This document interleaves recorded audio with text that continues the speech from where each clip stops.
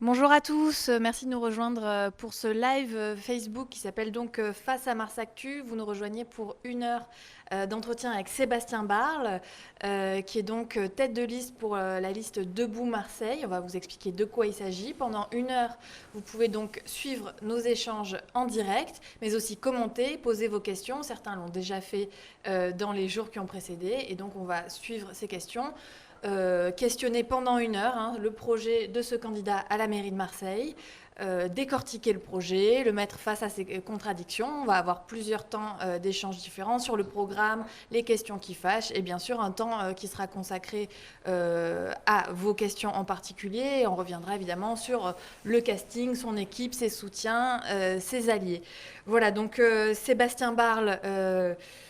pour vous présenter, vous menez donc la liste Debout Marseille, qui est une liste écologiste citoyenne, avec donc à l'origine Europe Écologie Les Verts, mais l'alliance avec plusieurs partis plus petits, entre guillemets, écologistes. Alors on va commencer par une question large.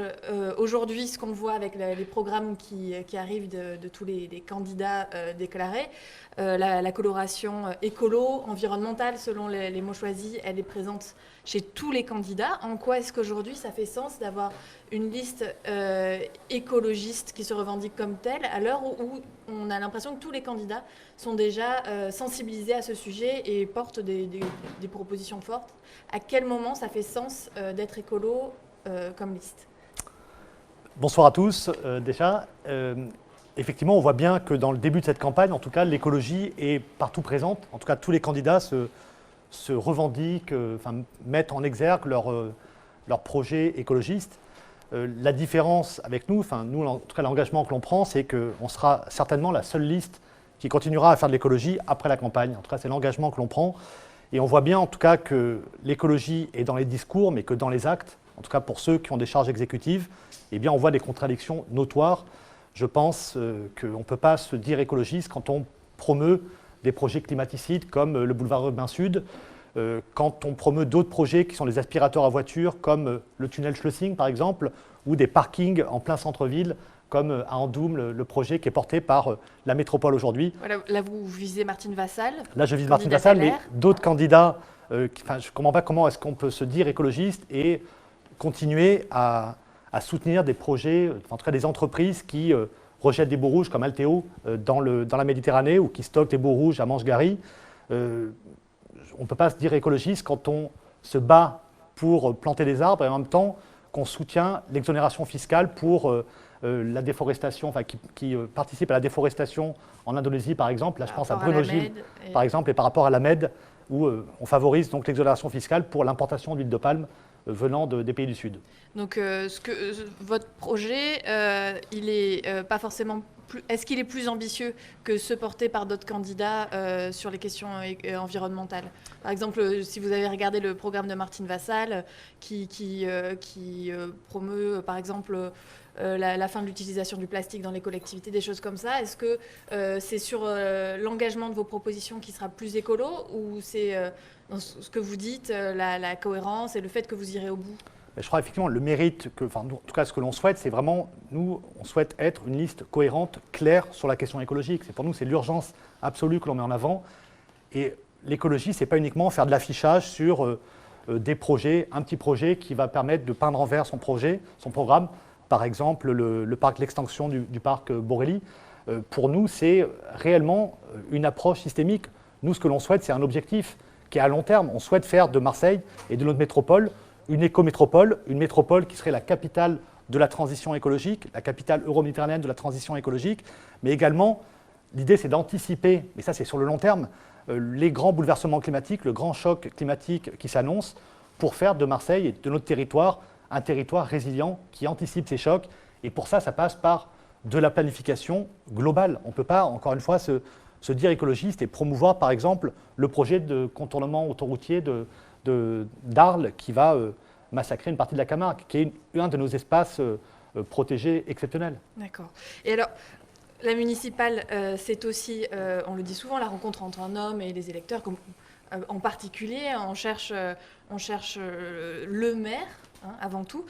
Vous, à quel moment, personnellement, vous vous êtes dit, eh bien, je me sens et j'ai envie d'être candidat à la mairie centrale? À quel moment vous vous êtes dit, je suis la bonne personne pour être tête de liste? Alors en fait, moi je travaillais au Parlement européen sur des batailles que je menais avec d'autres eurodéputés écologistes, comme par exemple le glyphosate, qui est une bataille qui a été une grande bataille homérique sur la capture scientifique. J'ai mené cette bataille contre des grands lobbies et je me suis régalé dans cette bataille menée au niveau du Parlement européen sur ces grands lobbies industriels. Mais j'ai toujours considéré, et ça depuis que je suis à Marseille, que la mère des batailles, c'est Marseille. Pour moi, la mère des batailles, c'est leur faire de la politique. J'envisage pas de faire de la politique ailleurs qu'à Marseille, en fait. À Marseille, c'est là que sont les enjeux. Renverser ce système, qui est un système hérité de plusieurs décennies, qui est un système qui a gangréné l'intérêt général, qui a sapé la citoyenneté locale et qui a produit également une classe politique et une administration complètement vérolée. Donc je pense que réellement l'enjeu il est là. C'est pas dans une autre ville où on peut dire on va faire une piste cyclable ici, une piste cyclable là. Ben moi ça ne m'intéresse pas en fait. Donc réellement pour moi l'enjeu c'est Marseille avant tout. Et c'est Marseille au sein d'un collectif et je me dis effectivement que j'ai envie de mener cette bataille. Et pourquoi vous alors? Pourquoi vous, tête de liste? Ben, je pense avoir acquis une certaine expérience des jeux institutionnels. Je pense voilà, être en situation pour... Je connais bien les dossiers locaux, j'ai travaillé à la région, je connais les fonds européens. En fait, voilà, j'ai l'impression d'avoir les outils d'être aujourd'hui en situation. Je ne l'étais pas, je ne me considérais pas en situation en 2014. Aujourd'hui, je pense être en situation et je pense que les écologistes ont les solutions pour gérer la ville et pour gérer la métropole et pour transformer réellement le quotidien des citoyens. Bon, alors, on va venir au sujet qui préoccupe beaucoup de nos commentateurs sur les réseaux sociaux, sur notre site notamment. On a aussi reçu des questions par mail, la thématique est toujours la même. On nous dit clairement, est-ce que ce n'est pas une histoire de melon? Pourquoi est-ce que Sébastien Barle part dans une bataille d'ego? Pourquoi est-ce qu'il est parti séparément alors ce qui était à l'époque quand vous êtes parti, le mouvement sans précédent, c'est un projet que vous avez quitté, qui a donné depuis lieu au printemps marseillais. Vous étiez défenseur de l'Union jusqu'en juin dernier. Vous avez quand même mis en place juillet. Et pourtant, comme en 2014, vous n'avez pas décidé de vous joindre à une liste d'union, mais de partir dans une autre dynamique qui est moins celle de l'union de la gauche. Au fond, est-ce que vous êtes de gauche? Est-ce que faire l'union de la gauche, c'est quelque chose qui vous intéresse? Est-ce que, avec votre parcours, qui a commencé à gauche, sur des positions libertaires, vous le dites, anticapitalistes, est-ce qu'aujourd'hui, vous menez une liste de gauche? Aujourd'hui, je mène une liste écologiste et citoyenne. Je pense que réellement, Marseille est en état d'urgence. On a tenté, effectivement, moi je comprends très bien, je pense qu'il y a beaucoup de citoyens, et je partage, d'ailleurs j'ai eu cette aspiration-là, beaucoup de citoyens considèrent que notre ville, qui a été martyrisée pendant des décennies, il faut faire l'union, il faut rassembler l'ensemble des forces sociales et des forces politiques qui aspirent à ce changement dans Marseille. Donc je comprends les gens qui sont déçus par le fait qu'il y ait deux listes. Ceci étant, je pense qu'il y a eu préemption, enfin je pense qu'en tout cas il y a eu du prix sur l'offre politique, c'est-à-dire en fait les partis ont pris la main sur ce rassemblement et ont préempté l'espace de l'unité pour le détourner en fait à des fins plutôt politiciennes. Et en fait le révélateur pour le grand public en tout cas, parce que nous on le savait on a su depuis quelques mois qu'il y avait cette emprise des vieux appareils sur cette aspiration à l'unité, mais le révélateur pour nous c'est le 13-14. Le 13-14 où là, face à Ravier, c'est le secteur où effectivement la gauche est quand même assez faible, même réunie, pour faire face au RN qui fait 35% et pour battre ce personnage qui se livre qui lui ne ripolline pas du tout son discours. Enfin, réellement, Ravier, c'est un odieux personnage qui est instable, qui est violent, qui porte des idées nauséabondes comme le RN peut le porter, mais lui ne masque pas du tout son visage. Et bien en fait, dans ce secteur-là, on n'a pas réussi à faire l'unité. Et le printemps marseillais a montré qu'ils étaient coincés dans des combinaisons en fait, internes avec ce secteur qui devait être dévolu au Parti communiste. Donc nous, en tout cas, pour revenir sur l'historique, on a cru qu'il était possible de faire cette unité. On a tenté cette hybridation toujours compliquée entre des mouvements citoyens émergents, et c'est un phénomène nouveau à Marseille, et des partis plus classiques, on va dire.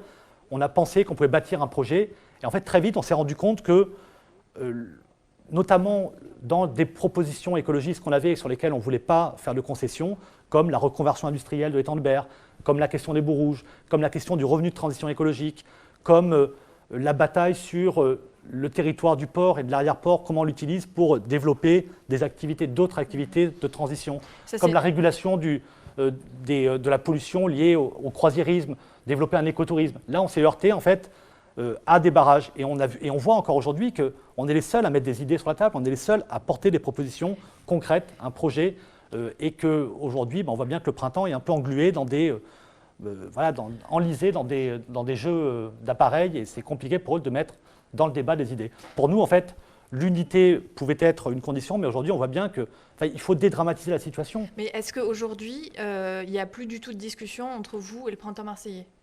Il n'y a pas de discussion parce qu'en fait, sur le 13-14, par exemple, où on va souhaitait y revenir, vraiment... par la suite sur le 13-14, mais aujourd'hui, pour vous, la discussion n'est plus possible. Vous ne parlerez plus d'alliance d'ici au second tour.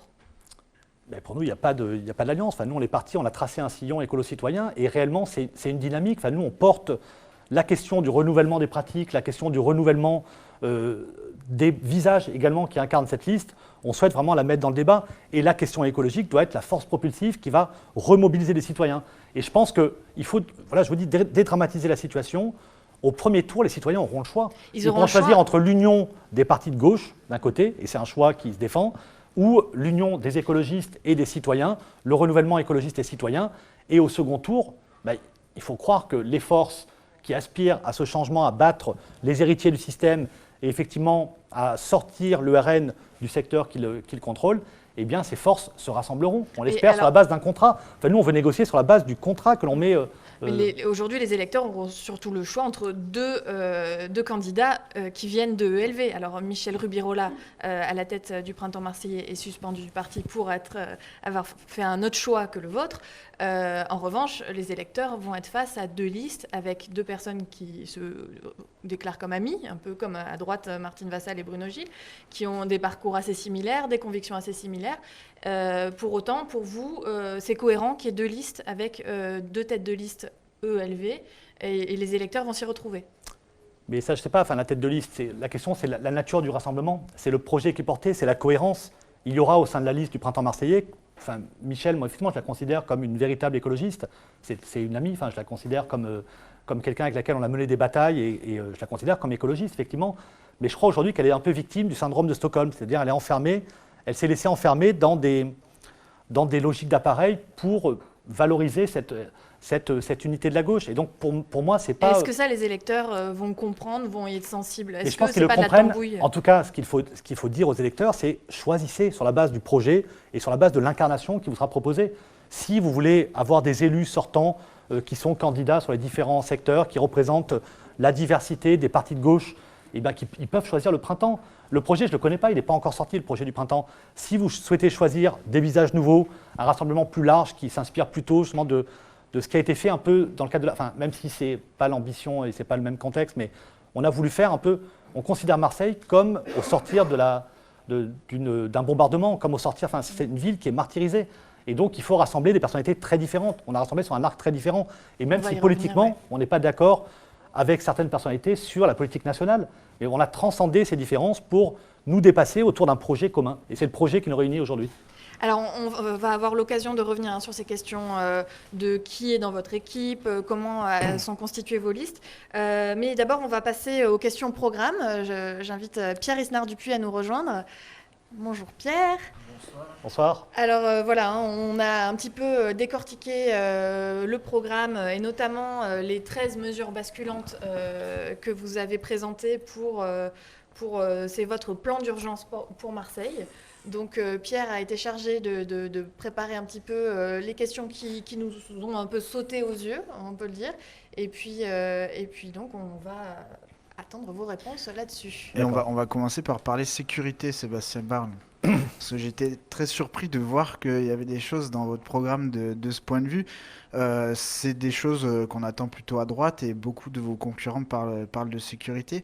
Mais avant de parler de la proposition qu'il y a dans votre programme, je voulais revenir avec vous sur la question des règlements de compte à Marseille et à proximité de Marseille, puisqu'on a compté quand même depuis 2016 78 morts. Et pour mettre fin à cet engrenage de violence, vous avez affirmé plusieurs fois, et la dernière fois c'était en novembre 2019 dans la Provence, que la légalisation du cannabis pourrait être une solution. Ça, c'est quelque chose, évidemment, qu'un maire de Marseille ne peut pas, n'a pas la compétence pour obtenir ce genre de choses, mais ils peuvent s'en faire porte-voix. Est-ce qu'aujourd'hui, vous faites encore porte-voix de cette proposition-là? Parce que je ne l'ai pas lu dans votre programme. Effectivement, ce n'est pas de compétence municipale, mais en tout cas, ce qui est sûr, c'est que la question des règlements de compte, la question du climat de violence, de la peur qu'il règne dans les quartiers, dans certains quartiers de Marseille et dans beaucoup de quartiers de Marseille, la peur des mères de ne pas retrouver leur enfant vivant le soir, c'est un climat qui n'est plus souhaitable.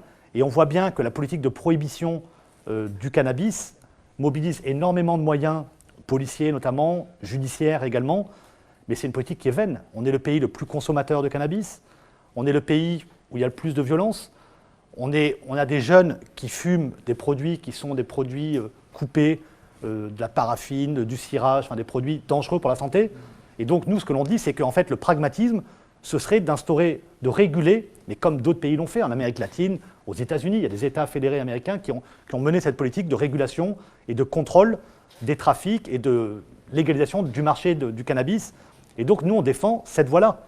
Alors effectivement, ce n'est pas de compétence municipale, mais ce que l'on aimerait, c'est que l'on expérimente sur le territoire marseillais, que l'on demande au gouvernement, au Parlement, de créer des territoires d'expérimentation de ce marché régulé qui permettrait de remettre dans la voie de la légalité, de créer des véritables emplois, de créer des emplois en plus soutenables, durables, non délocalisables, de circuits courts, de production, de contrôle et une vraie politique de prévention des risques, comme on le fait pour l'alcool, comme on le fait pour d'autres types d'addictions. Et ce n'est pas dans votre programme aujourd'hui Ce n'est pas dans les 13 mesures basculantes, parce que ce n'est pas réellement de compétence municipale, mais ce sera dans le programme global. En tout cas, c'est une mesure que moi je porte, ça fait des années que je porte cette mesure, et je pense que réellement, les Marseillais le comprennent. Ce n'est pas un usage récréatif du cannabis que l'on défend. Même s'il peut y avoir un usage récréatif comme un usage thérapeutique, mais nous, ce que l'on veut, pour nous, c'est une politique réaliste, c'est une politique de sagesse. On ne peut pas se dire, mais en fait, ils s'entretuent entre eux. Non, c'est des gamins qui meurent pour le contrôle d'un micro-territoire. Et c'est plus tolérable. Et c'est un climat qui est absolument insoutenable. Alors pour en revenir à ce qui est inscrit dans ce programme qui est posé ici sur la table, vous proposez l'instauration de brigades locales de tranquillité. Combien d'agents ça représenterait ces brigades et quelle serait leur mission? Nous, ce que l'on dit, il y a beaucoup de surenchères effectivement sur la police municipale, par exemple, qui est réellement de la compétence municipale. Il y a 450 agents de police municipale. Nous, ce que l'on souhaite, on ne fait pas de surenchère en termes de chiffres. On dit qu'il faut redéployer des agents, notamment ceux qui sont aujourd'hui affectés aux cérémonies, aux protocoles, aux élus. Il y a une cinquantaine d'agents qui n'ont pas réellement d'activité notable. Il faut les redéployer sur le terrain. Il faut également travailler en lien avec la police nationale. En fait, il faut revoir tous les contrats locaux de sécurité en faisant des marches exploratoires, voir les endroits où effectivement il y a besoin de présence humaine en plus, où il y a besoin d'agents de médiation, d'agents de prévention. Il faut diversifier en fait. Moi, je ne suis pas uniquement sur le tout répressif. L'idée, c'est de retrouver des espaces partagés, donc des centres sociaux dignes de ce nom dans les quartiers populaires de la ville, mais dans l'ensemble des quartiers de la ville. C'est de retrouver en fait une politique de tranquillité publique. Le droit à la tranquillité publique, c'est un vrai droit. Et aujourd'hui, par ailleurs, à Marseille, il y a une particularité, c'est qu'il y a énormément d'incivilités et de violences sexistes, de femmes qui ne se sentent pas en sécurité après 20 heures sur la Canebière parce qu'elles sont agressées verbalement, mais c'est une violence, les violences verbales sont importantes. Et donc, on veut également former les agents, en tout cas ces brigades, à ces questions-là de violences sexistes, racistes, xénophobes, sur toutes ces questions. Et avoir aucune tolérance sur toutes ces questions. Donc aujourd'hui, vous n'êtes pas en mesure de dire combien ça représenterait d'agents C'est du redéploiement d'agents et je pense qu'il faut être, encore une fois, très pragmatique sur le terrain en faisant des marches exploratoires, en voyant où est-ce qu'il faut mettre de la présence humaine. Ce que l'on dit également, c'est qu'on fera un moratoire sur le déploiement du programme de vidéosurveillance qui est inefficace. Tout le monde le dit, c'est pas uniquement... Là aussi, c'est peut-être un moyen de récupérer des moyens financiers? Exactement. Il y a possibilité de redéployer des moyens financiers mis dans cette vidéo. Nous, on est pour la vidéo-verbalisation, parce que ça a des résultats sur les incivilités liées au trafic automobile. Et à Marseille, Dieu sait s'il y en a. Mais sur la question de la vidéosurveillance, le taux d'élucidation est dérisoire. Et réellement, il faut remettre de l'humain présent, et des médiateurs, des gens formés réellement pour éviter que ces incivilités polluent la vie des gens. Alors, on va passer à la solidarité, parce que vous faites pas mal de propositions qui s'inscrivent dans cette thématique. Notamment, vous proposez la mise en place donc, d'un dispositif zéro chômeur longue durée, ainsi qu'un minimum social garanti. Alors, est-ce que vous pouvez nous dire un petit peu quels sont ces dispositifs? Et la question que j'avais pour vous, voilà, c'est comment financer ça? Parce que vous annoncez le financer sur des économies de fonctionnement et d'énergie, mais est-ce que ce sera suffisant? D'une part, on peut se poser la question. Et d'autre part, est-ce que le risque, c'est pas de déshabiller d'autres services de la mairie? Puisque si on économise sur le fonctionnement, on peut économiser par exemple sur les personnels qu'on met dans les écoles. Oui, alors pour expliquer par exemple le dispositif du minimum social garanti, en fait, on s'est inspiré d'un élu écologiste qu'il a fait sur un territoire où il y a beaucoup Donc Damien Carême à Grande-Synthe. C'est Damien Carême, citer, qui est député écologiste, mais qui était maire précédemment de Grande-Synthe, avec lequel j'ai beaucoup discuté sur ce dispositif qu'il a mis en place depuis plusieurs années. Donc il y a un retour d'expérience. Et ce qui est intéressant, c'est qu'effectivement... À des échelles différentes. Alors, effectivement, la ville est beaucoup plus restreinte. C'est une ville qui est malgré tout un bassin industriel. Et il avait énormément un taux de gens qui vivaient sous le seuil de pauvreté comparable à celui de Marseille. À Marseille, on est à 25%. Je crois que c'était un peu moindre à Grande-Synthe. Moi, j'ai lu 33%. Mais à Grande-Synthe, on est sur une ville de 23 000 habitants. Oui, oui. À Marseille, 25% de la population sous le seuil de pauvreté, ça veut dire 200 000 personnes. Bien sûr, bien sûr. C'est pas la même échelle. C'est pour ça que ce que l'on souhaite, c'est expérimenter ce dispositif de minimum social garanti, qui est un moyen en fait de remettre des citoyens, que ces citoyens retrouvent la dignité en fait, et retrouvent le chemin de l'accès à l'emploi, de l'accès à la vie sociale, enfin retrouvent une vie sociale en fait. C'est juste le minimum pour vivre, c'est un minimum vital pour exister et pouvoir avoir à nouveau un lien social et pouvoir participer à la vie. Et ce qui est intéressant, c'est que c'est financé par des économies d'énergie. On va abonder en fait par les économies d'énergie le CCAS, les fonds du CCAS, pour pouvoir donner cette aide à des personnes qui réellement en ont besoin. Et c'est l'accompagnement. Enfin, d'ailleurs, c'est accompagner pour la réinsertion sociale de ces personnes. On est sur quel montant C'est un dispositif que nous, on souhaite expérimenter. Alors, on a deux cibles. On verra effectivement, en fonction des... Il y aura une montée en charge. L'idée, c'est de cibler les jeunes qui sont parfois extrêmement précarisés. Et c'est de cibler également les retraités qui ont des toutes petites retraites et qui vivent sous le seuil de pauvreté également. Voilà, on cible ces deux publics-là à Marseille parce qu'on ne peut pas cibler de territoire particulier. Alors, a priori, la compétence de la solidarité, elle est plutôt dévolue à la métropole.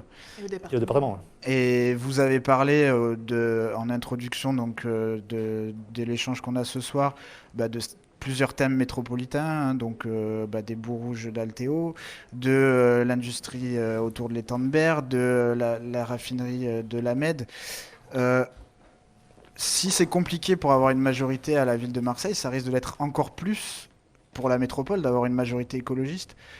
Donc comment vous pourriez arriver à faire avancer toutes ces politiques d'un point de vue métropolitain?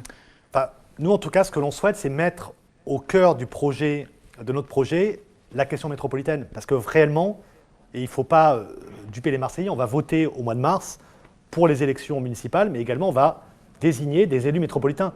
Et pour nous, c'est l'échelle de la métropole qui est essentielle pour répondre aux grandes questions écologiques, aux grandes questions de la transition écologique et solidaire.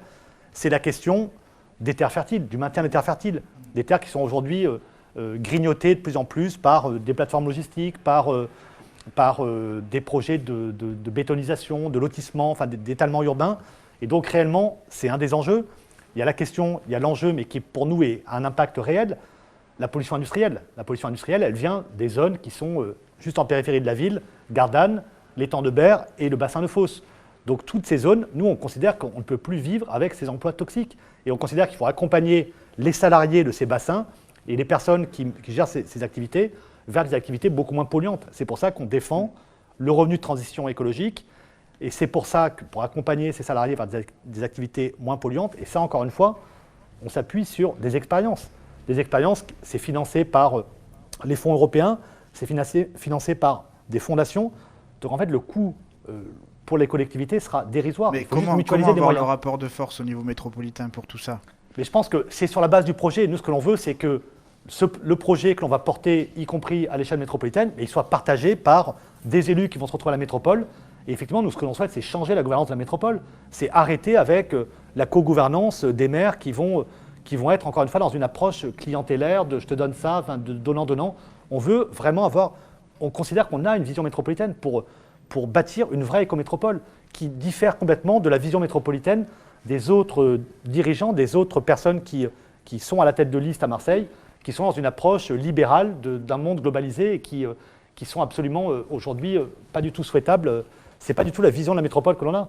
On est pour une métropole qui va défendre des solidarités nouvelles et qui va défendre un territoire résilient et une nouvelle économie. Une économie qui va s'appuyer pour la reconversion sur également nos pôles de recherche, nos pôles d'excellence en termes de recherche qui n'arrivent pas à trouver de débouchés sur le territoire local.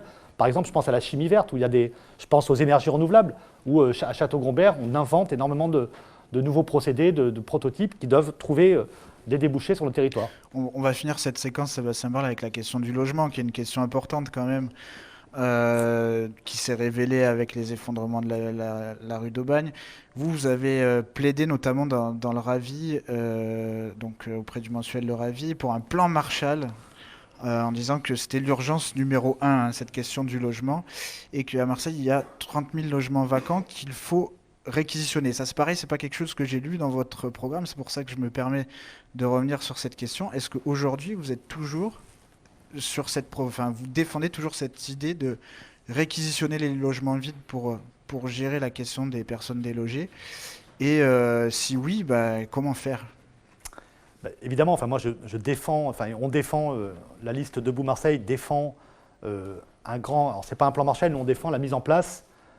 Sur la question du logement, il y a deux approches. Il y a la question d'un vrai plan en fait, pour faire face à l'habitat indigne, notamment dans l'habitat ancien dégradé du cœur de ville. Et puis il y a également toute la question de la précarité énergétique, qui est aussi une autre urgence sociale qui est corrélée à l'urgence climatique notamment.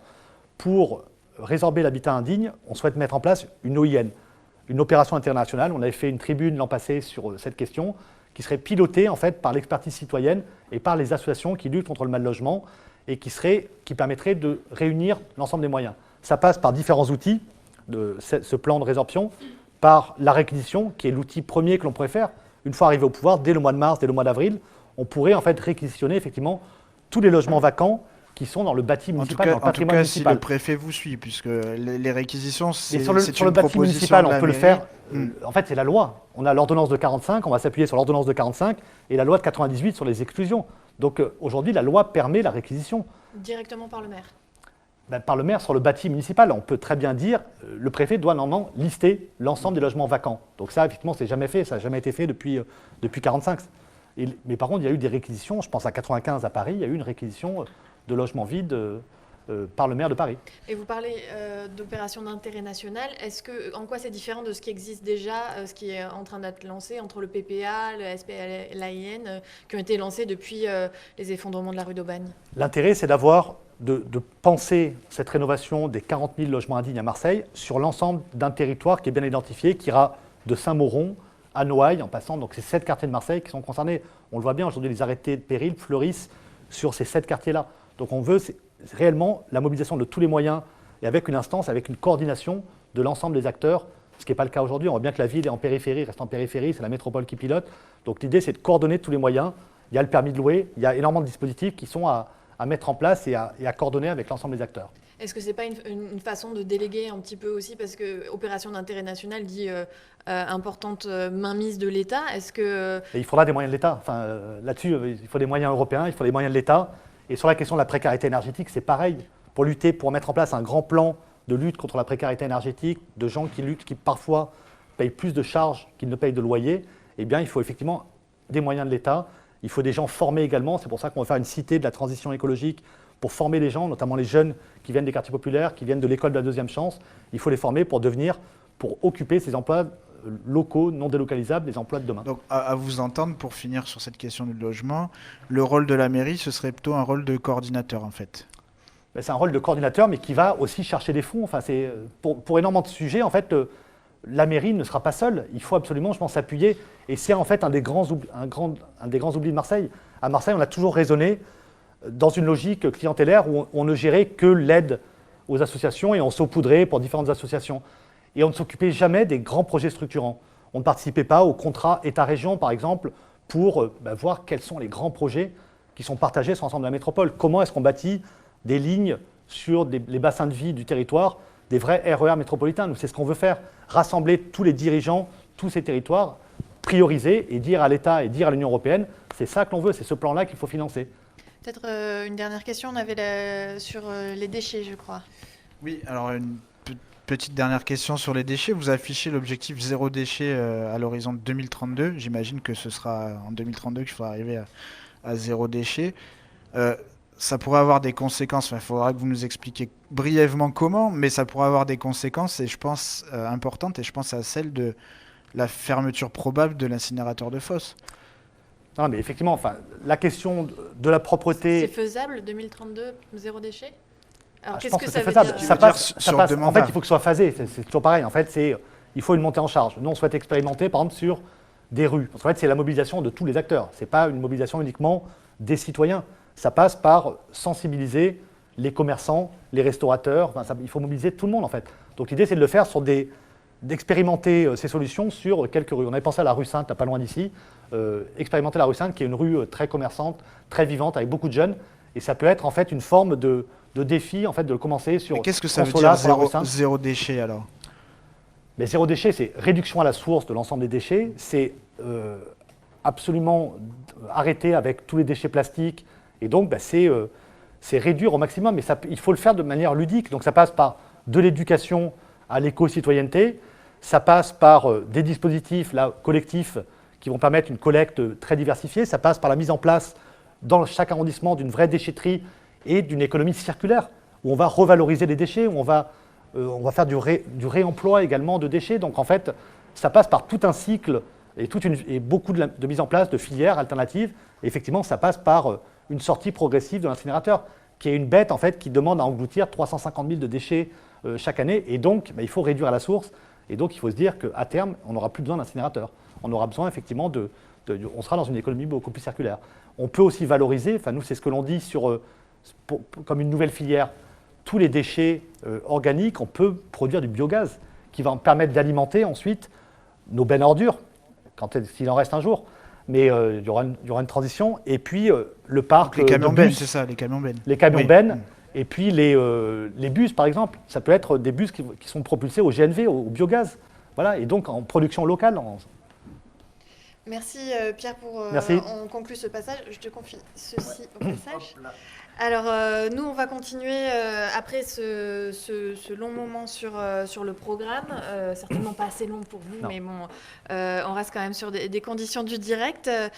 On va parler casting de votre équipe, de vos soutiens. Une liste pour se présenter au municipal à Marseille sur les 8 secteurs, c'est 303 noms. Est-ce qu'aujourd'hui, vous avez 303 personnes sur vos listes ? Alors aujourd'hui, on n'a pas arrêté encore nos listes parce qu'en fait, chaque jour, on a des personnalités qui nous rejoignent, qui tapent à notre porte. Donc on ne veut surtout pas figer la situation. On a figé, on vient de figer en fait les binômes qu'on va présenter après-demain, les binômes tête de liste qui vont conduire les listes sur les 8 secteurs. Après, il y a encore possibilité de rejoindre cette dynamique. Enfin, chaque jour, nous, on a des personnalités qui nous rejoignent. Donc on évalue qu'est-ce qu'ils peuvent amener comme richesse pour enrichir notre programme, pour nourrir notre programme et pour... ensuite, gérer la ville avec nous demain. Alors justement, comment est-ce que vous évaluez ces candidatures ? Vous parlez d'une liste citoyenne, en effet. Donc, est-ce que vous avez vraiment beaucoup de citoyens sans engagement précédent qui vous rejoignent ? Et comment est-ce que quel est le processus, quelle est la méthode pour désigner ceux qui seront sur les listes ? Nous, il y a énormément de citoyens et je crois qu'il y a une chose qu'on n'a pas trop mesurée, on a beaucoup parlé après les européennes de l'émergence de la génération climat, le fait que les jeunes soient allés voter massivement pour les écologistes notamment. Aux européennes. Et c'est ce qui expliquerait le score des écologistes. Je pense que c'est vrai, les jeunes se sont surmobilisés. Mais aujourd'hui, je pense qu'avec les événements climatiques extrêmes que l'on a vus ces dernières semaines, notamment l'Australie, parce que l'Australie, on le voit avec les citoyens, quand on tracte, les gens nous disent, en fait c'est terrible, pour eux c'est le révélateur absolu en fait, du bouleversement climatique. Jusqu'à maintenant, ils n'étaient pas trop concernés. Enfin, nous, on était conscients des chiffres, de la dureté des chiffres, des rapports du GIEC de plus en plus alarmistes. Mais en fait, aujourd'hui, les gens se rendent compte ils voient l'impuissance en fait, de l'homme face à ce bouleversement. Et donc, réellement, ça bouleverse des personnes qui sont nées dans l'ode à la croissance, des personnes âgées, qui pensent à leurs petits-enfants, qui pensent à l'avenir qui est compromis si on ne fait rien. Donc depuis l'Australie, depuis l'Australie réellement a impacté à Marseille. Mais en tout cas, je pense que l'Australie aujourd'hui a créé un vrai bouleversement chez certaines personnalités qui étaient éloignées de la cause écologique. Réellement, je le sens ça de très loin. Alors après, sur des candidats, qui nous ou alors rejoint... ça fait pas des candidats? Non, mais ça ne fait pas forcément des candidats, ça fait des candidats sur nos listes, ça fait des gens qui viennent nous aider, qui veulent nous aider vraiment, qui tapent au local à notre permanence, qui veulent, y compris, nous financer pour la liste, qui veulent aider, contribuer à aider à la cause écologique. Donc, qui prennent des piles de tracts pour mettre dans les boîtes aux lettres, ça fait de futurs militants, des gens qui défendent la cause de l'écologie dans une ville où ils en étaient très éloignés. Et donc, alors après, comment est-ce que l'on rassemble des associations, des collectifs? C'est vrai que les collectifs ne rentrent jamais en force dans un mouvement et sur une échéance politique. On a des représentants de cette génération climat, de gens qui ont travaillé sur, par exemple, le projet métropolitain, les fameuses 300 mesures d'alternatives territoriales. On a des gens qui ont travaillé là-dessus et qui se disent, mais en fait, on aimerait bien agir maintenant, on aimerait bien les mettre en place si c'est possible. Si on arrive à créer ces conditions d'une alternative, ben, on voudrait participer à ça. Donc on a des jeunes notamment qui participent à cette démarche de passage de la génération climat à un engagement politique. Et sur les plus listes dur. alors? Et il y en aura sur les listes. Il y aura des jeunes de la génération climat sur les listes. Il y a également ensuite des personnalités expérimentées qui nous rejoignent, qui viennent qui ont des parcours plutôt société civile, enfin, qui ont été avocats, qui ont défendu des causes. Je pense à un Fabien Pérez, qui est par exemple, qui a mené la bataille sur Valmer contre la privatisation du parc avec cette vue exceptionnelle. Et donc, il a mené cette bataille. Il a travaillé ensuite avec un collectif, des amis écologistes, sur les barquettes Sodexo, vous savez, en plastique, qui peuvent causer des dégâts, enfin, en tout cas, on le suppose, en matière d'émissions de perturbateurs endocriniens. Et donc, on mène cette bataille-là juridique, c'est lui qui la mène avec des amis écologistes. Et donc, de fait, il est venu vers l'écologie, vers notre projet, et il sera avec nous sur nos listes. Et aujourd'hui, vous estimez que vous avez la participation citoyenne, vous annonciez 50% de citoyens sur les listes, vous y êtes? Ah, il y aura plus de 50% de citoyens sur nos listes. Il y aura plus de 50% de non-encartés sur nos listes. Et sur les postes éligibles, il y aura certainement plus de candidats, alors peut-être qui étaient encartés, mais aujourd'hui qui passent comme société civile, peut-être qu'ils ont eu un engagement précédemment, mais en tout cas qui ne rentrent pas avec la bannière Europe Écologie ou d'un autre parti, membre de notre rassemblement.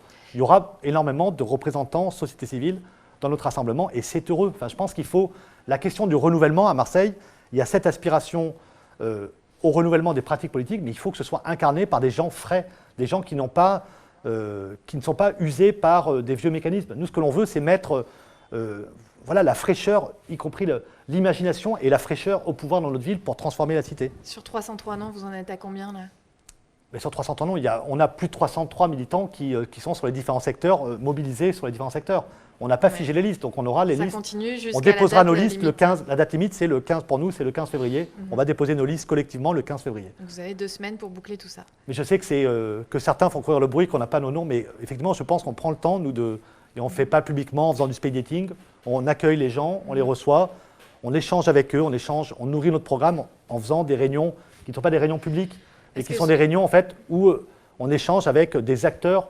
Par exemple, je pense à Enercop, je pense à des acteurs qui bâtissent des scénarios négawatts pour, si on veut avoir une vraie politique de sobriété, de maîtrise de l'énergie, de développement des énergies renouvelables, il faut que ce soit sérieux, il faut que ce soit un vrai scénario planifié, qu'il y ait une vraie planification. Et donc, il faut bosser avec des gens sérieux. Mais parce que là, ce que vous évoquez, c'est le processus de sélection qui est lancé en ce moment par le Printemps marseillais. C'est quelque chose que vous-même vous défendiez énormément au début 2019, l'idée d'une désignation transparente. Aujourd'hui, votre système de désignation, il est transparent, il suit des étapes claires. Mais nous, en fait, on a décidé qu'il y avait une instance qui pilotait et qui était mixte avec des représentants de société civile, avec des représentants avec tous ceux qui ont travaillé sur le programme, par exemple, donc la commission programme. Et c'est cette instance qui a désigné, donc c'est une trentaine de personnes qui ont désigné les 8 binômes qu'on va présenter mercredi. Et en fait, ce groupe s'étoffe au fur et à mesure, puisque dès qu'il y a des candidats qui sont validés, ils intègrent cette instance. Et donc, c'est un processus qui est mouvant. Mais pour moi, il n'y a aucun processus électoral qui soit absolument sublime et absolument démocratique. C'est ce que vous espériez? Non, ce que j'espérais vraiment, c'est une hybridation entre l'émergence citoyenne, nouvelle à Marseille, et les partis politiques. Et cette hybridation-là, en tout cas, elle ne s'est pas produite au sein du printemps.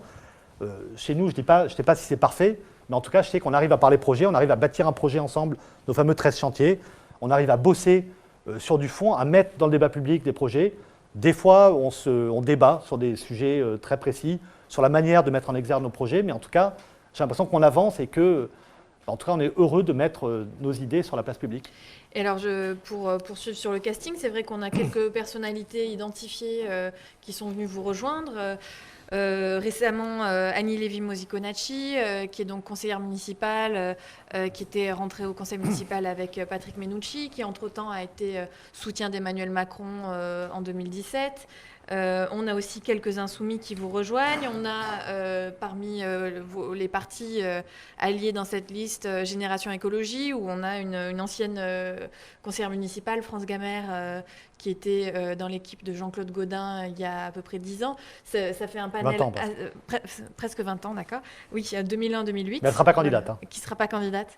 Bon, et ça fait quand même un sacré grand écart. Comment est-ce que vous allez faire en sorte pour que tous ces gens s'entendent et se respectent? Mais je vous dis, en fait, quand on parle projet, ces gens, quand ils... C'est par-delà les étiquettes? C'est au-delà des étiquettes, ça c'est évident. Il faut transcender, il faut dépasser nos appartenances. Et je crois qu'il faut prendre en considération l'état de la ville. C'est une ville qui est aujourd'hui à l'agonie, réellement. C'est une ville où il faut... Et en fait, quand on se met d'accord sur la question de l'urgence démocratique, sur la question de l'urgence écologique et sur les mesures d'urgence sociale à mettre en exergue, sur le contrat, il n'y a pas eu de débat. Il n'y avait pas de différence. Et parfois, les débats, ils étaient entre écologistes sur des différences très partielles.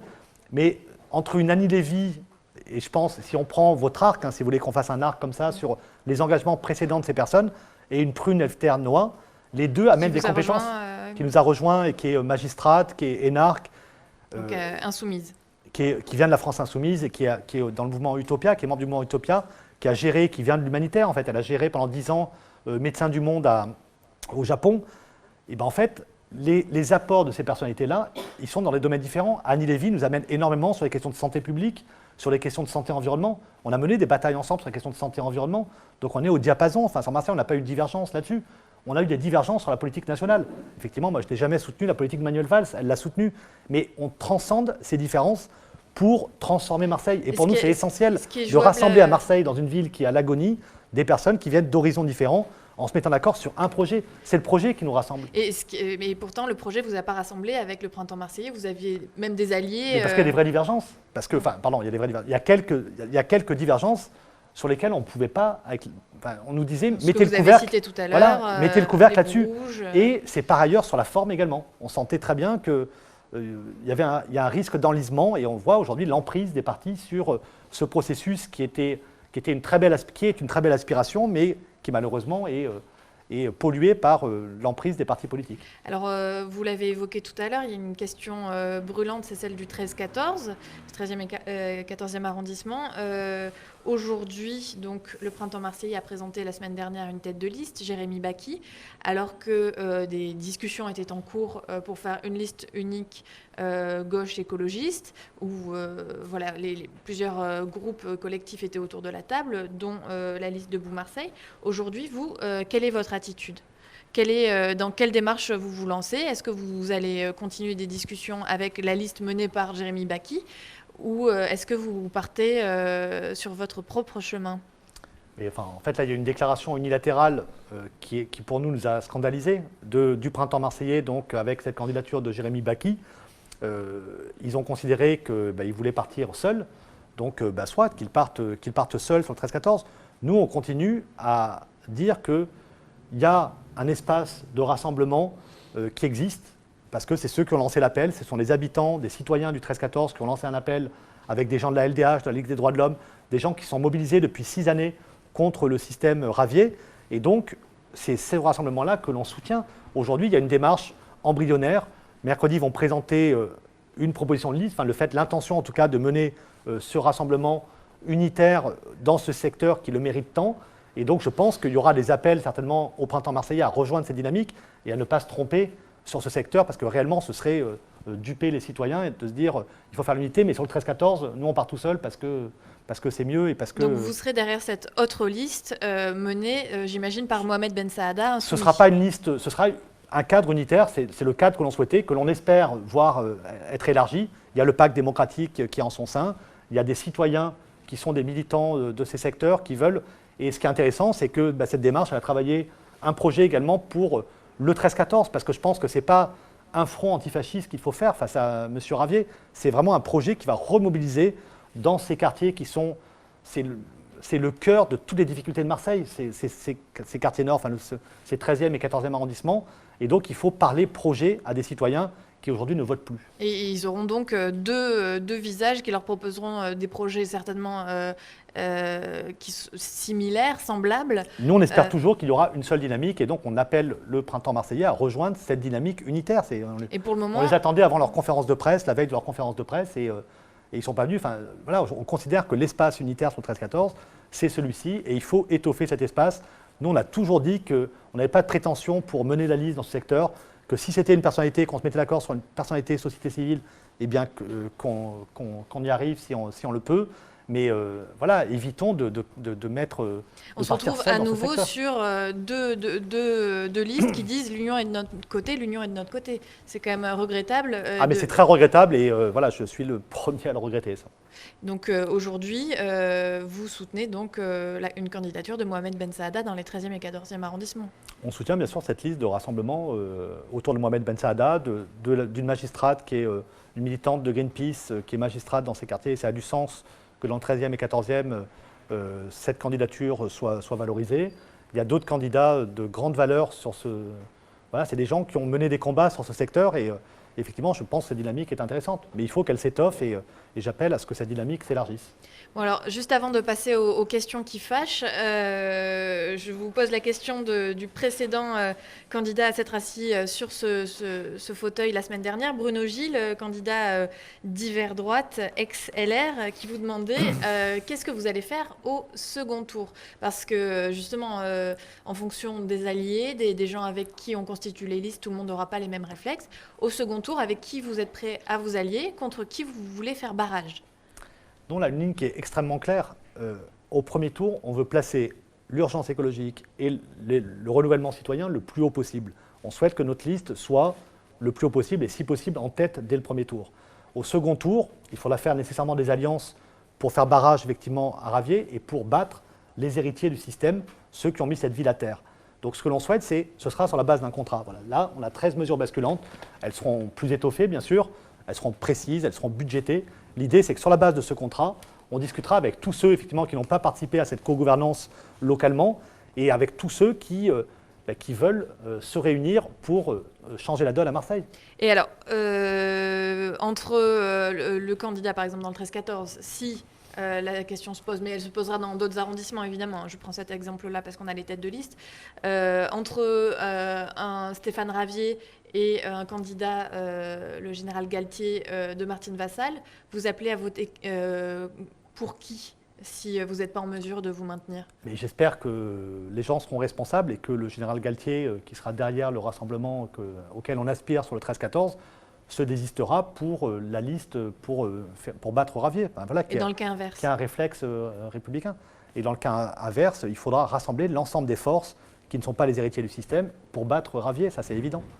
Donc, vous imaginez ou pas appeler à voter pour les candidats de Martine Vassal dans certains arrondissements ou pour le moment c'est hors de question parce que héritier? Alors, c'est une très bonne question parce qu'il y a des secteurs, par exemple, où les héritiers de Martine Vassal... De Jean-Claude Gaudin. De Jean-Claude Gaudin et donc, mais peut-être bientôt de Martine Vassal. Donc les héritiers de Jean-Claude Gaudin et donc les candidats de Martine Vassal sont aujourd'hui enclins à faire des alliances avec l'extrême droite. On le sait pour certains, je pense à certains candidats sur le 11-12, à certains candidats sur le 9-10, et moi je ne veux surtout pas faire le lit de ceux qui demain seront la droite extrême ou l'extrême droite de demain. La droite marionniste de Marion Maréchal Le Pen. Voilà, je veux vraiment pas faire le lit de cette droite-là. Donc Valérie Boyer, Guy Tessier, pour vous... Voilà, sur ces deux secteurs-là, il y a une vraie difficulté. On n'est plus sur un front républicain, puisqu'on voit bien qu'il y a une porosité entre cette droite extrême et cette extrême droite dure qui est le RN. Donc ce sera des questions très complexes. C'est pour ça que je veux rassembler. Je suis persuadé qu'en rassemblant l'ensemble des forces qui... sur la base d'un contrat très clair, eh bien, ça permettra d'éviter qu'aucun secteur ne soit détenu par le RN et par Ravier et de battre effectivement Martine Vassal et et de renverser ce système. Et justement, je parlais tout à l'heure d'un grand écart entre les personnes qui vous rejoignent. Il n'y a pas du tout de grand écart. Enfin, je vous dis, c'est comme la résistance. C'est un projet commun porté par des personnes qui viennent d'horizons différents, qui ont eu des parcours différents, mais qui convergent autour de ce projet commun. Pour un second tour, auront peut-être des réflexes différents. Ça s'est vu en 2014. Alors, nous, là, par exemple, c'est la méthode. Saada. Tout à fait. Mais vous avez raison, parce qu'en 2014, moi, je suis le premier à avoir été victime d'une divergence dans la liste à laquelle j'appartenais à l'époque.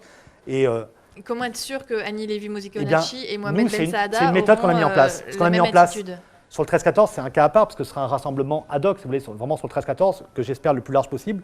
Mais sur les 7 autres secteurs, ce qu'on a décidé, c'est que l'ensemble des colistiers décidera de la stratégie et des alliances par secteur. Par secteur. Il y aura des personnes qui négocieront le programme, bien sûr, la question plus politique, des alliances, etc.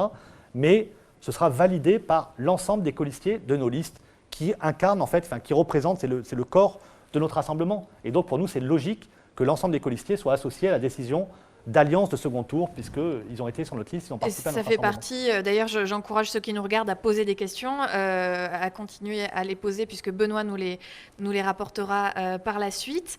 Ça fait partie des questions, des inquiétudes de pas mal des commentateurs, des personnes qui ont interagi jusqu'ici. Travailler avec LREM au second tour, pour vous, c'est des alliés potentiels pour fusionner, par exemple? En fait, là, la difficulté, c'est LRM. Nous, on combat la politique gouvernementale du gouvernement Macron et de En Marche. Ça, c'est une évidence absolue.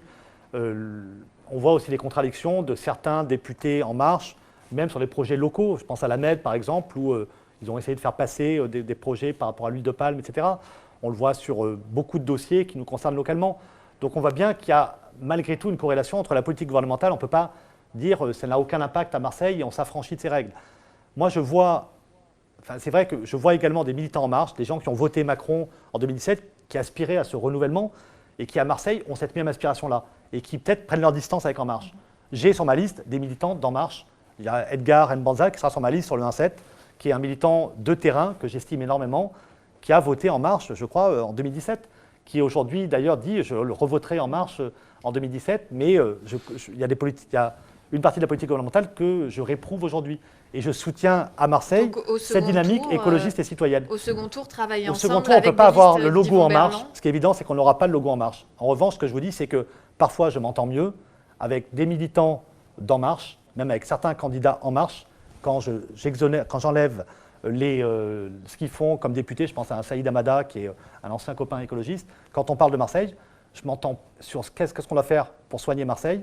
Je m'entends mieux avec un Saïd Hamada qu'avec certains anciens élus de la gauche, du PS notamment, qui ont participé à un système qui est le même système que celui que l'on combat aujourd'hui. Donc ce que je veux dire, c'est qu'il faut balayer devant sa porte. À gauche également, il y a eu un système, ils ont participé à ce système qui a mis Marseille à terre, enfin, en tout cas une partie de la gauche.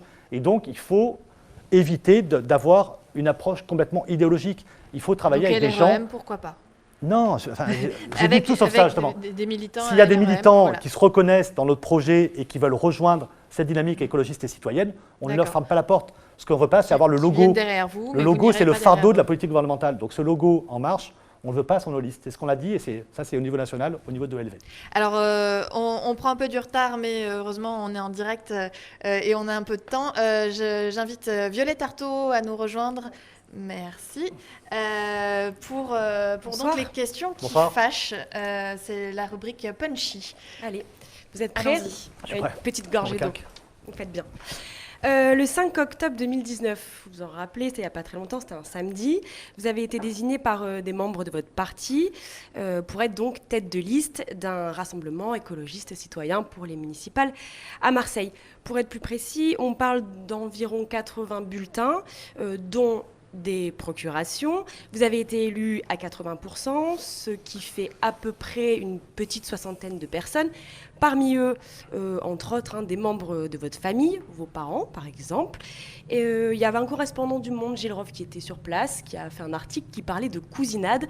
Sébastien Barle, dans ce contexte, est-ce que vous vous sentez légitime pour porter la couleur des Verts dans la deuxième ville de France? Vous savez, pendant des années, en fait, on a été très très seul à Marseille pour mener la bataille autour de l'écologie. Très très seul, il n'y avait pas d'organisation politique qui qui ont mené la bataille sur l'eau, par exemple, vous savez, contre la privatisation de l'eau, pour la reconnaissance de l'eau comme bien commun. La bataille contre les grands projets inutiles, comme le Palais de la Glace et de la Glisse, les grands projets climaticides, la bataille contre le Vélodrome qui a coûté 273 millions aux contribuables marseillais. Ils ont tous voté ensemble, gauche et droite confondus, ces projets qui sont... Et on était seuls, les écologistes, on était des lanceurs d'alerte. Donc on s'est très longtemps sentis seuls. Alors sur cette question de l'Assemblée générale... C'est toujours le cas, visiblement. Non, mais on n'est pas seul. Là, on est au sein d'un grand rassemblement. Donc là, vous parlez d'une Assemblée générale d'une des organisations motrices de ce rassemblement. Motrice, voilà. Là, motrice de ce rassemblement, c'est vrai, Europe Écologie, aujourd'hui, c'est la marque de l'écologie politique. Et je reconnais que voilà, ce parti a eu cette constance, ça fait 40 ans, et ils sont passés du statut de lanceur d'alerte au statut de... Aujourd'hui, on peut être des vrais gestionnaires et on transforme le quotidien des gens dans beaucoup de cités gérées par les écologistes. Sur cette Assemblée générale, effectivement, il y avait peu de monde. Il y avait une grève, je vous rappelle, c'était 5 octobre, il y avait une grève générale des transports à Marseille. Beaucoup de gens ne sont pas venus. Notre parti, on a des garde-fous parce qu'on a eu quelques déconvenus dans les années précédentes.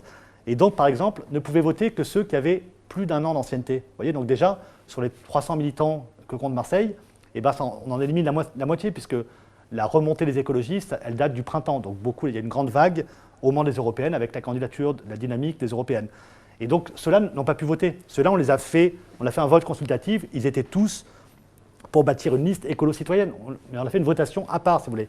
Voilà, donc en termes de légitimité, les écologistes sont légitimes pour porter la voix de l'écologie. Oui, mais vous... On a rassemblé, mais moi je me sens légitime parce que j'ai été légitimé par mon parti effectivement, mais ensuite par l'ensemble du rassemblement. Donc si vous voulez, il n'y a aucun problème pour rassembler.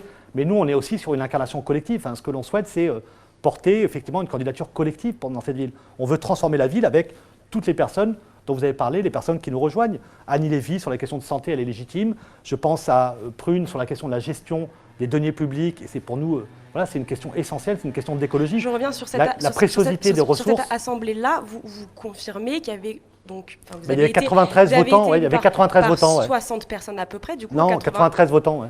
Oui, à 80%. 70, donc ça fait, moi, j'ai été désigné à l'unanimité, en fait.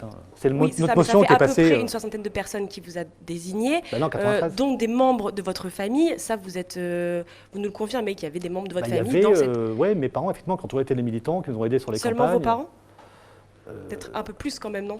Non, je crois pas. Non, je crois pas. Non. Ah, je sais pas. Non, il y a les adhérents, mais qui n'étaient pas là, vous voyez, par exemple, bloqués par les transports. Donc il y a ma cousine qui est adhérente, qui nous aide depuis longtemps, mais elle n'était pas présente ce jour-là. Elle était aussi Donc non, bloquée. ma cousine était bloquée, elle n'a pas pu venir à la cousinade. D'accord. Question suivante. Alors, on va faire un petit point biographie. Donc, vous avez été syndicaliste étudiant libertaire, militant à Amnesty International. À 26 ans, vous rejoignez les Verts, les altermondialistes. À 34 ans, vous êtes secrétaire général des Verts au Conseil régional. En 2008, conseiller municipal d'opposition. En 2009, attaché parlementaire. On peut aussi citer des collectifs que vous avez montés, comme les Gabians, Marseille en commun, les Poussettes enragées, les Cobayes. Bref, Sébastien Barle, on peut dire que la politique, vous l'avez dans la peau, mais sur votre affiche, il y a écrit écologiste et citoyen. Alors, écologiste, on le voit bien, mais citoyen, on aurait peut-être pu le remplacer par apparatchik, non? Apparatchik? Mais quand on monte des collectifs, en fait, on est tous sauf apparatchik. Moi, je suis tout sauf apparatchik. Ah, vraiment, c'est ce qui me reste de ma culture libertaire, peut-être, c'est je suis tout sauf un apparatchik. Je suis membre j'ai aucune fonction dans le parti. Et effectivement, ce qui me plaît, en fait, c'est de monter, c'est les nouvelles respirations démocratiques. Ça m'a toujours plu, en fait. Je l'ai fait d'abord dans un engagement local, et après, je l'ai fait sur des engagements plus collectifs, donc le mouvement altermondialiste notamment. Et en fait, ce qui me plaît, c'est ça, c'est l'émergence de nouveaux mouvements, c'est bâtir des projets, monter des projets. Enfin, c'est le concret, en fait. Ce que j'aime, c'est transformer le réel. Et donc, c'est certainement pas être figé, être enfermé dans un appareil, j'étouffe. Il est où le citoyen dans tout ça? Le citoyen, il est dans ce que je vis avec les citoyens. Quand on monte des collectifs, quand on a fait Marseille en commun, qu'on a essayé de monter une maison des lanceurs d'alerte, on l'a fait, moi j'ai participé à celle de Paris, on a essayé à Marseille de réunir différentes compétences. On a monté les nuits des idées, on a travaillé avec plein de collectifs. En fait, il est là le citoyen, il est dans l'interaction que j'ai avec les mouvements citoyens, les associations, les entreprises, quand on bosse sur des dossiers, on bosse sur des projets.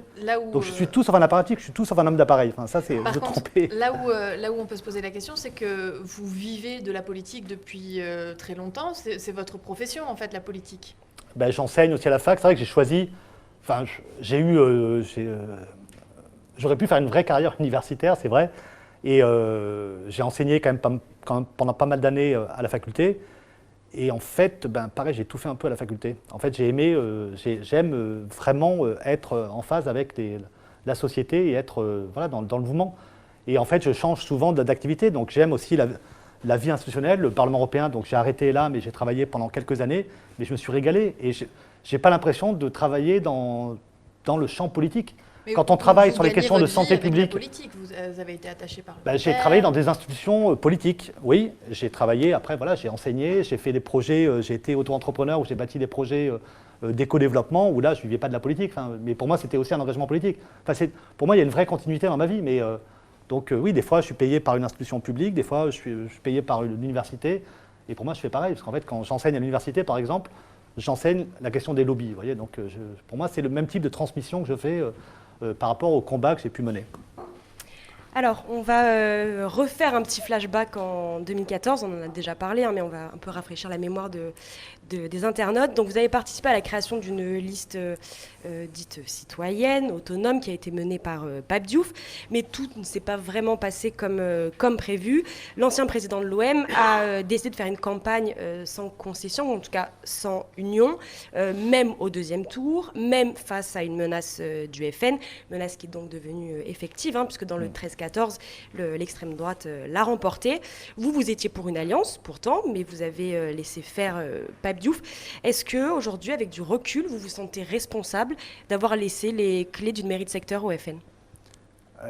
Non, je me sens responsable d'avoir mal préparé le terrain. Je regrette rien de cette dynamique citoyenne, parce que je pense qu'à ce moment-là, il fallait le faire. On avait encore un PS hégémonique, on avait encore des représentants qui n'aspiraient pas vraiment au chemin, enfin, qui reproduisaient des vieilles méthodes de rance qui n'avaient pas transformé la ville. Donc je pense que c'était nécessaire de tenter cette aventure purement citoyenne, que j'aurais aimé voir être accompagné d'autres organisations, des écologistes, d'autres organisations politiques qui étaient hors champ justement du système clientélaire. Mais l'atterrissage, je regrette l'atterrissage en fait. Je regrette le fait qu'on n'ait pas préparé cet entre-deux-tours et que collectivement, on ait été contaminé par une espèce de réflexe relativiste où entre la gauche et le FN, on n'a pas pu choisir. Ce qui est fou, enfin, pour moi c'est irresponsable. Mais ça, je l'ai dit dès le soir même. Je me suis disputé avec beaucoup de membres de cette dynamique. Vous auriez pu vous y attendre ? Non, parce que réellement, il n'y avait pas de... On était pris... Enfin, vous savez, une dynamique politique, c'était tout nouveau. Cette dynamique-là, elle était née de collectifs citoyens. Vous connaissiez quand même la volonté de Pape Diouf, vous savez... Mais non, ce n'était pas la volonté de Pape Diouf. Je pense que ça s'est fait en plus de manière... ça s'est fait un peu par orgueil, en fait. C'est une décision... Et puis, ça s'est fait avec plein de... Il y a plein de raisons, en fait, à ça. Il y a plein d'explications que je me suis faites a posteriori, quoi, mais... Alors j'imagine que, c'est pas déterminé, analysé... cet atterrissage n'était pas déterminé, si vous voulez, c'était pas évident qu'on allait laisser ce secteur, et en tout cas, enfin, en termes de responsabilité, par contre, je prends ma part sur la responsabilité de ce collectif, mais c'est mineur. On a fait 8%, je crois, sur le 13-14. La responsabilité, la vraie responsabilité, c'est ceux qui ont fait le lit du FN sur ce secteur.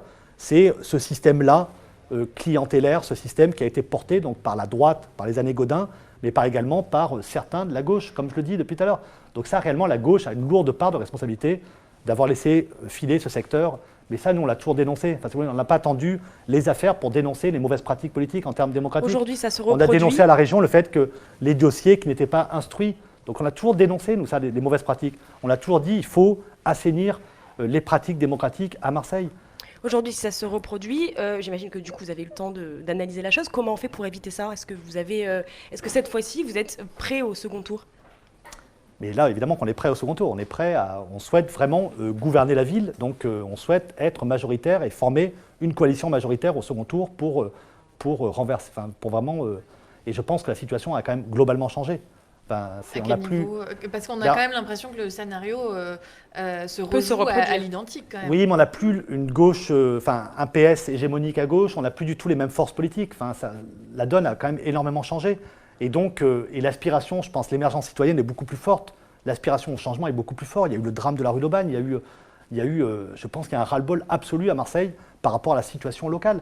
Et donc cette aspiration, et nous ce que l'on dit c'est, on veut que les gens qui sont trempés de colère pendant des années, qui ont pu voter Front National, qui ont pu se réfugier dans l'abstention, on veut les remobiliser autour d'une aspiration positive qui est celle de l'écologie et qui est celle qui peut redonner la fierté à notre ville et qui en fait, la question écologique, la question de bâtir une vraie écométropole autour de la transition écologique à Marseille, je pense qu'en fait on a tous les atouts pour, on a vraiment tout. Nos handicaps vont devenir des atouts pour demain et donc ça c'est une vraie mobilisation collective des citoyens, de l'ensemble des acteurs de notre ville pour faire de notre ville une ville résiliente, une ville adaptée au changement climatique et on sera la seule métropole à l'être. Alors on va accélérer un petit peu parce qu'on a déjà pris pas mal de retard. Merci beaucoup Violette. Merci. Je prends une petite question qu'on nous pose sur Facebook. Alors, allez, 2 petites questions. Une dans la continuité de ce qu'on disait, mais on nous dit, Monsieur Barle, l'absence de rassemblement à gauche avant le premier tour ne va-t-elle pas empêcher toute possibilité d'alternance? Il y a aussi, on dit souvent ça, celui qui n'est pas premier au premier tour ne peut pas remporter la ville. En fait, c'est un syllogisme absolu. Je pense que c'est un scrutin à 2 tours, c'est un scrutin à la proportionnelle.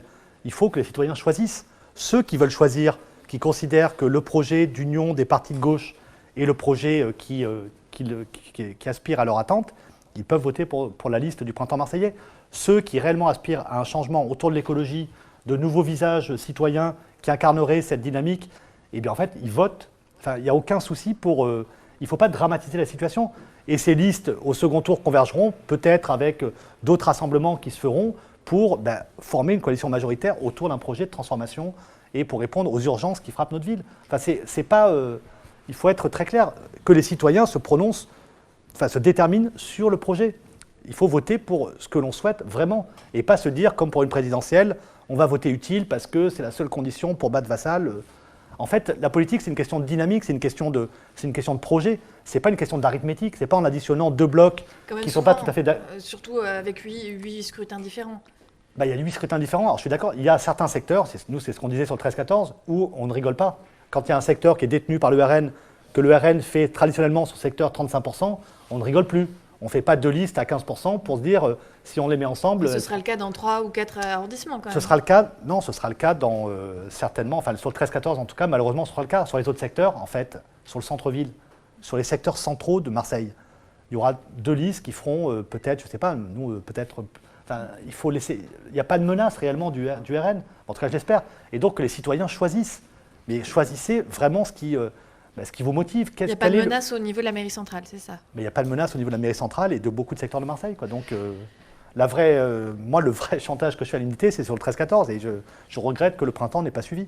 Alors, on va quitter ces questions d'union des unions pour passer à la question Tous maires. Alors, pour ceux qui ne connaissent pas, c'est notre carte participative lancée avec plusieurs partenaires où, à l'échelle de la ville, les citoyens, les internautes en général peuvent proposer des idées dans des endroits particuliers. Alors, on a choisi une question, une proposition un peu surprenante et pourtant pertinente.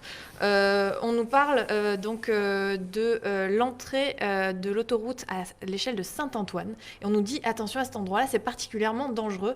Il faut que le prochain maire de Marseille, puisque l'idée de ces cartes... c'est donc de faire des suggestions aux candidats et aux futurs maires.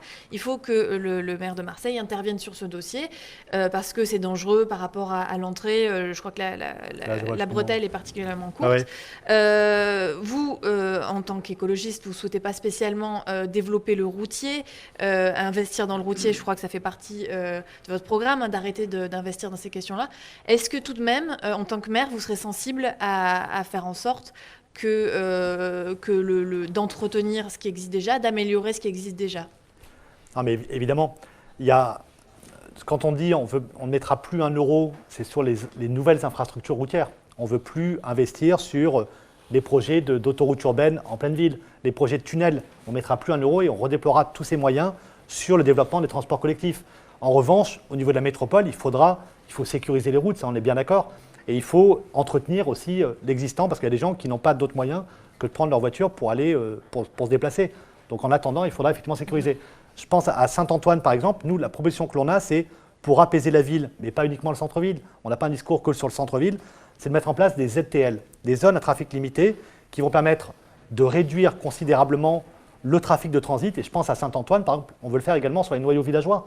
sur l'ensemble des noyaux villageois, l'idée c'est que ces cœurs de villages puissent revivre et soient plus traversés par des grandes routes, soient toujours embouteillés par les transports. Donc il y aura du contournement à faire pour que ces noyaux villageois soient protégés et qu'on puisse retrouver de la vie dans ces noyaux villageois et qu'on puisse avoir un centre-ville apaisé sans transit de voitures. Donc les questions Donc, de on lutte contre bretelles toute voiture comme ça. les questions de bretelles autoroutières, On vous pourra y serez aménager, sensible. bien évidemment, bien sûr. On va passer aux questions, à la foire aux questions par Bruno Gilles, ouais, notre précédent, pardon, Benoît Gilles, voilà, c'est là. On a passé 1 heure de direct, ça y est. Voilà. Benoît Gilles, rédacteur en chef de Mars Actu, qui vient donc nous rapporter les questions qui sont posées en direct par les internautes. Eh ben, écoute, pour faire une liaison parfaite, parmi les questions vient celle de Bruno Gilles. Vous ne l'avez pas cité parmi les héritiers. Alors, est-ce que vous êtes compatible? Est-ce que vous discutez avec Bruno Gilles? Non, je ne discute pas. On s'est croisés sur une manifestation, mais je ne discute pas avec lui. Alors, comment dire, Bruno Gilles, je pense qu'on peut le considérer comme un héritier, mais peut-être moins héritier que ne l'est Vassal. Enfin, moins direct, en tout cas, comme héritier que ne l'est Vassal. Bah, pourtant, il est là depuis 95. Hein. Il a participé effectivement à tout. Il n'a pas participé aux exécutifs municipaux. Il a participé, par contre, à toute la majorité. Il a tout voté. Il a même voté le PPP. Aujourd'hui, il s'en repent, mais effectivement, il a participé à tous les projets et tous les projets qui ont mis Marseille à terre. Donc je le considère effectivement comme un héritier. Alors une autre question, une de vos élus aujourd'hui municipales est adjointe d'arrondissement de Saint-Mégali. Est-ce que vous discutez avec Saint-Mégali? Est-ce que vous êtes compatible avec ce que représente Saint-Mégali aujourd'hui?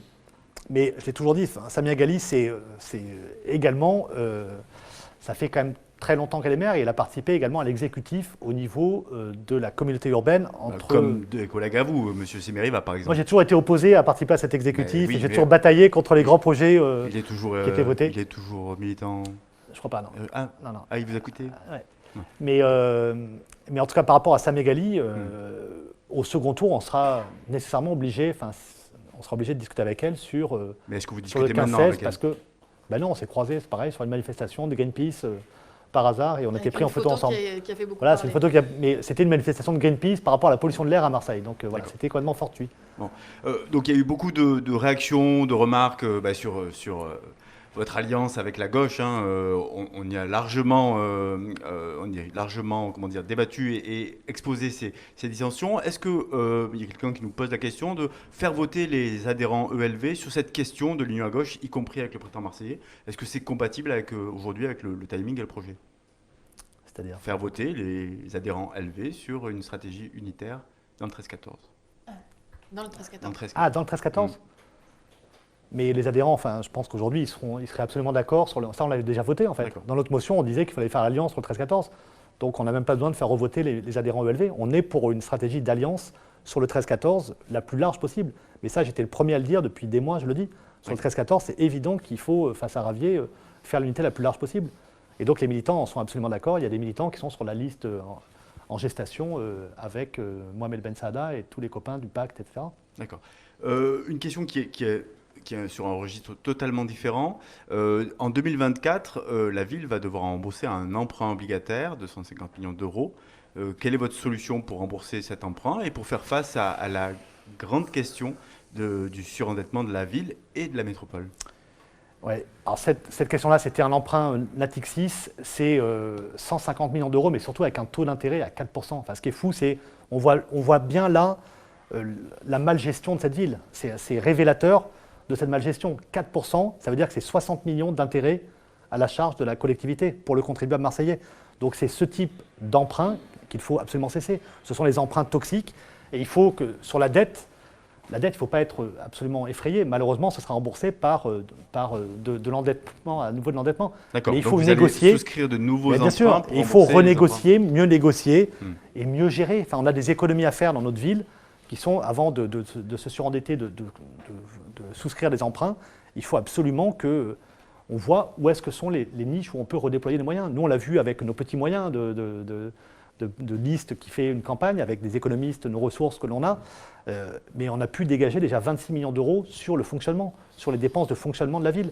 Donc il y a énormément de niches à trouver et de redéploiement de crédits qui sont à trouver sur une gestion des ressources beaucoup plus exigeantes. D'accord. Parmi les questions reviennent souvent celles liées au transport, hein, qui sont un des points forts forcément d'une liste qui se revendique comme écologiste.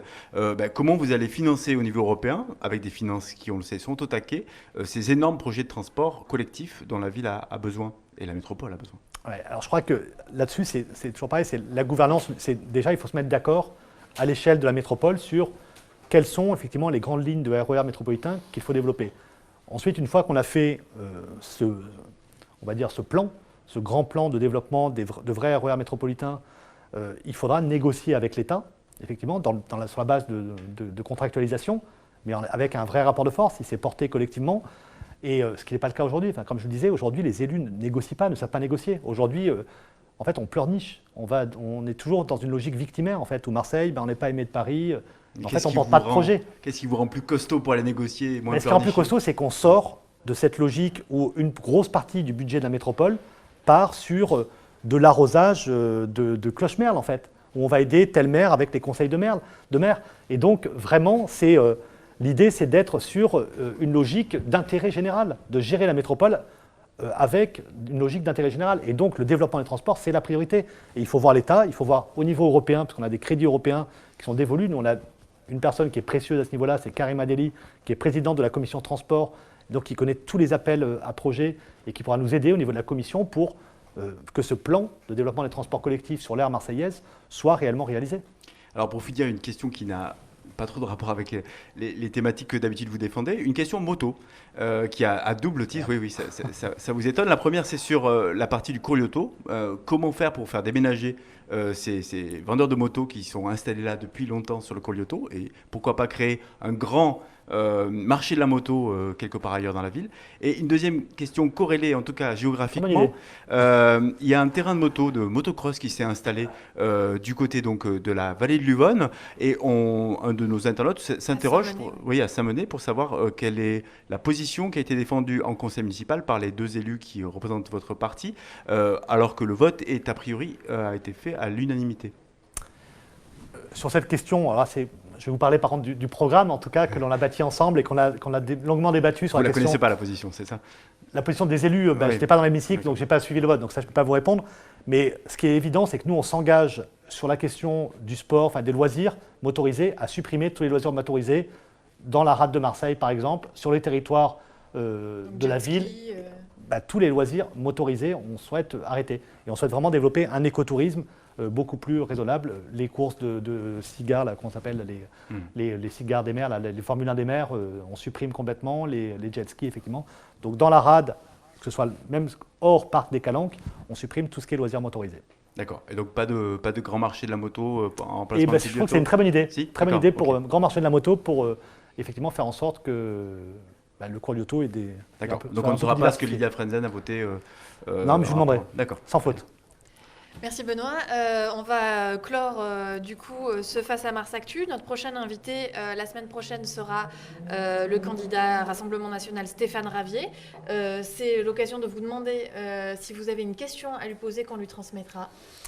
Justement, on parlait de Lydia Frenzel. En fait, j'ai Lydia Frenzel qui, il y a quelques mois, en fait, a été violemment attaquée de manière ordurière par Stéphane Ravier. J'aimerais lui demander s'il regrette en fait ses propos qui étaient absolument outranciers. Elle a déposé plainte? Elle a déposé plainte, effectivement, et je pense que ce qu'elle aimerait, c'est avoir des excuses par rapport à ses propos absolument déplacés. Mais ce sera transmis à Stéphane Ravier la semaine prochaine par celui de mes collègues qui présentera. Quant à nous, on se laisse pour ce deuxième Face à Mars Actu. Merci à tous d'avoir suivi pour vos questions. On remercie Synapse pour la réalisation, Aglaé et Sidonie pour nous accueillir.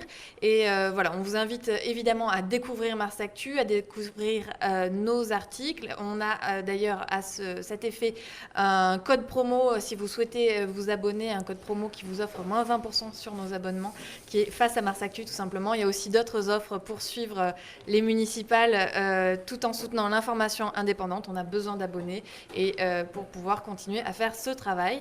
Merci Sébastien Barre, vous êtes prêté au jeu et on vous remercie à tous internautes et téléspectateurs. Bonne soirée.